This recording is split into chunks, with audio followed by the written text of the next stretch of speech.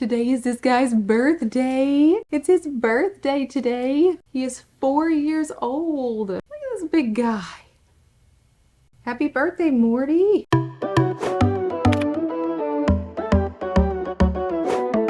Good morning, Reptilians. Welcome and welcome back to the channel. I'm Elle, and this is Elle's Reptiles. If you can hear that air conditioner, I'm so sorry. It is so hot in here. I don't know why. It really isn't. It's me being dramatic, but it just kind of feels like it is. This week, we are talking about something pretty important that I have had a few questions about. Today, we are going to talk all about tips for runaway pets. Sometimes reptiles get out. It is something that does happen. I've had a couple of reptiles get out, and it's scary. Don't panic. First rule, if you are actively looking for your animal right now, I just want to wish you all the patience and all of the luck in finding that animal. I know it's super stressful and I know it is frustrating and it is sad. I am so sorry that you're going through this, but hopefully the tips in this video can help you at least a little bit in locating that animal. This week's video is sponsored by iHeartGeckos, so make sure to stay until the end of the video to find out all about this awesome company. Let's get started. First things first. So let's say you were spraying down your crested gecko's tank, you turn around, you turn back, and before you know it, your crested gecko is crawling out of your tank. You're in the room with that animal. The first thing you need to do is just close off all of the exits. Make sure that they cannot leave. That means making sure windows are closed, especially super important one there, and making sure that the gap under the door,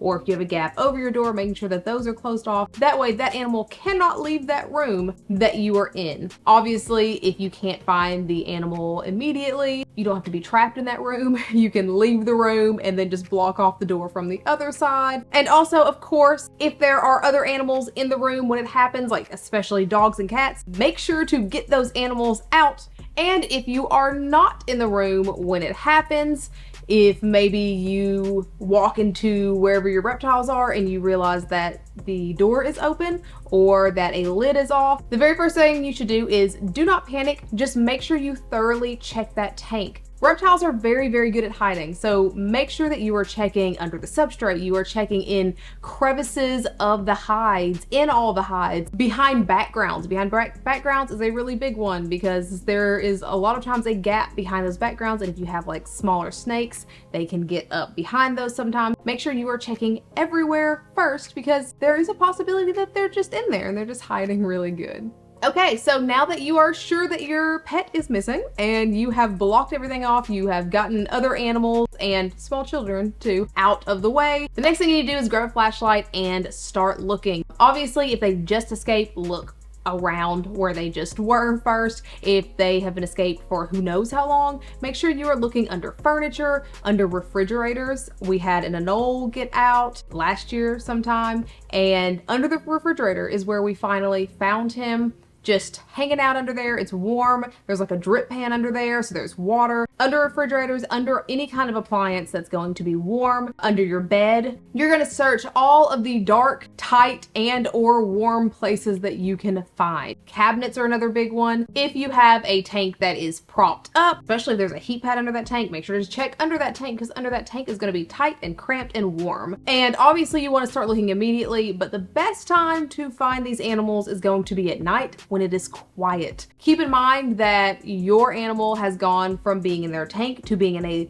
wide open space that they're not used to. So already they're going to be stressed out. They're going to be lost. So that being said, when it is nighttime and all the noise in your house is gone, that is usually when you're going to find that animal. And we're going to go into more detail with this in a little bit, but if you are looking at night and you want to lure them out, make sure to leave food everywhere, especially if it's an animal that eats wet food. Little bowls of food are awesome for that. Leave water for them to come out and get, or if it's an animal that eats live insects, you can leave containers of live insects. A lot of time that movement will lure them out. Make sure to leave those things out and about, and leave the tank open. Sometimes they'll just find their tank and they'll go back into the tank. If that happens, awesome, but make sure you leave the tank open so that they can do that if they so please.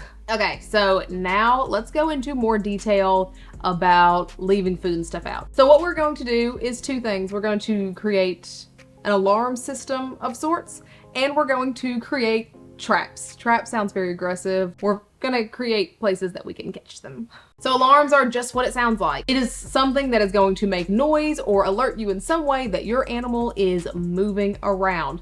This can be multiple different things. The easiest one is probably just motion sensor cameras. A lot of people have motion sensor cameras in their houses. So if you have one of those, just temporarily relocate it to that room that you have closed off. Or if you did not get to that animal in time and you do not have a room closed off, you're going to leave them in places that that animal may go. And what I mean by that is that generally when a reptile escapes, they're not going to target the middle of the floor of a giant open room. Usually they're going to move around like hallways, up against walls. They're going to stay in a place that kind of still feels safe and cramped. If you have motion sensor cameras, this can be super helpful here because you are going to know where they are as soon as they are in that place. If you do not have motion sensor cameras, you can also do something as simple as just leaving things that make sound in places where that animal may be. So things like plastic grocery bags,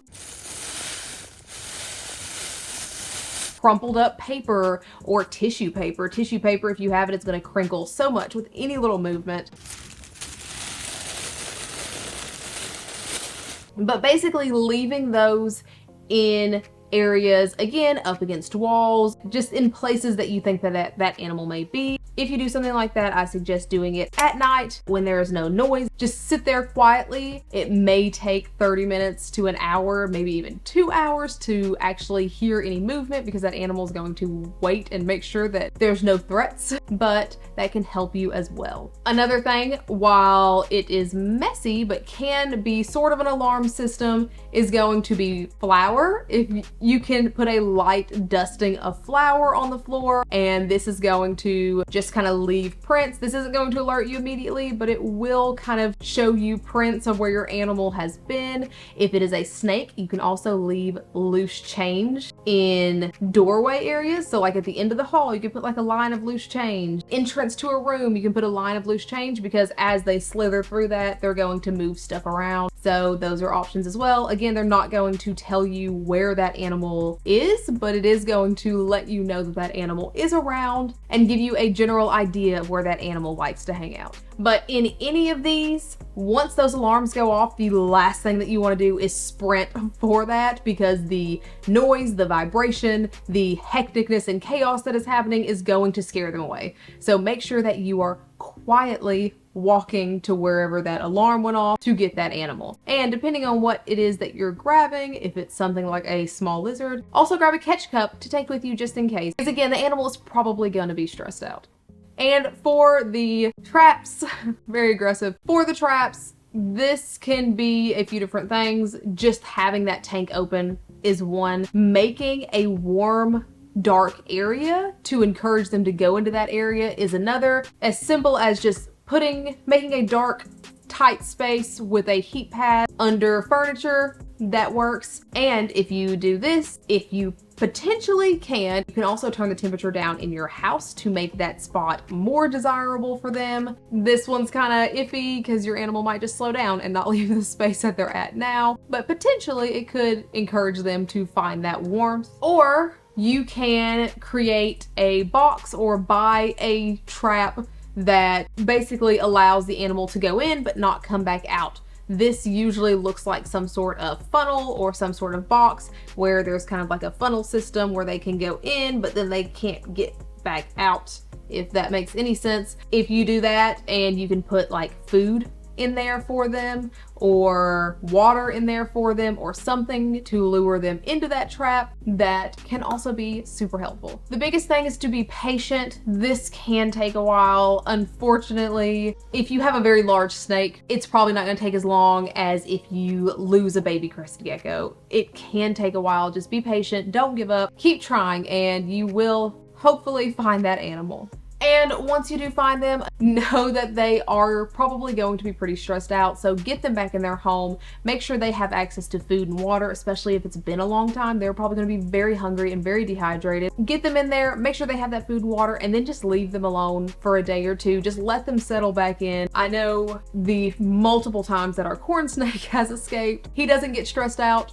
It's like a fun game to him. He goes back into his tank and he's active. He's ready to go again. We literally had a point where where we were all in the living room watching TV and he pops his head under our closet door and just is watching TV with us. But when our Anole escaped, he was panicky for about a week or two straight. If you walked into the room, he would panic. He was lost for several days though, where the corn snake at the most was lost for a few hours. So he was hungry, he was thirsty, he was probably being chased by my dogs at night. So let them settle in. If you notice that they're super panicky, maybe just give them a couple extra days. I believe in you and I believe that you can find that animal, and yeah.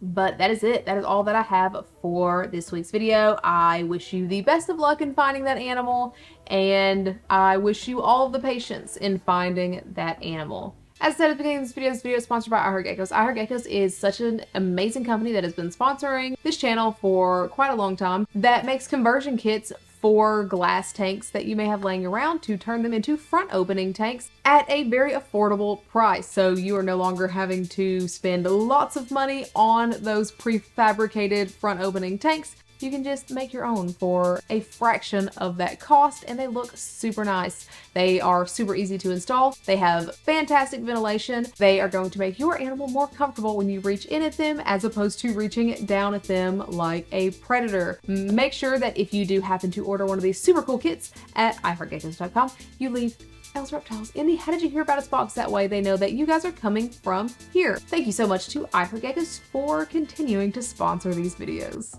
As always, if you haven't already, please feel free to follow me on my other socials, like, subscribe, and hit that bell for notifications every single time I put out a new video, which is every Sunday and some Wednesdays. This week's Instagram shoutout is here, and this week's Instagram shoutout is here. Thank you so much for liking and following and subscribing and commenting and sharing and all that jazz. You are the bee's knees. Thank you so much for watching, and I hope you have a fantastic day. Bye. Come closer. Okay. Okay. I think that's good. About just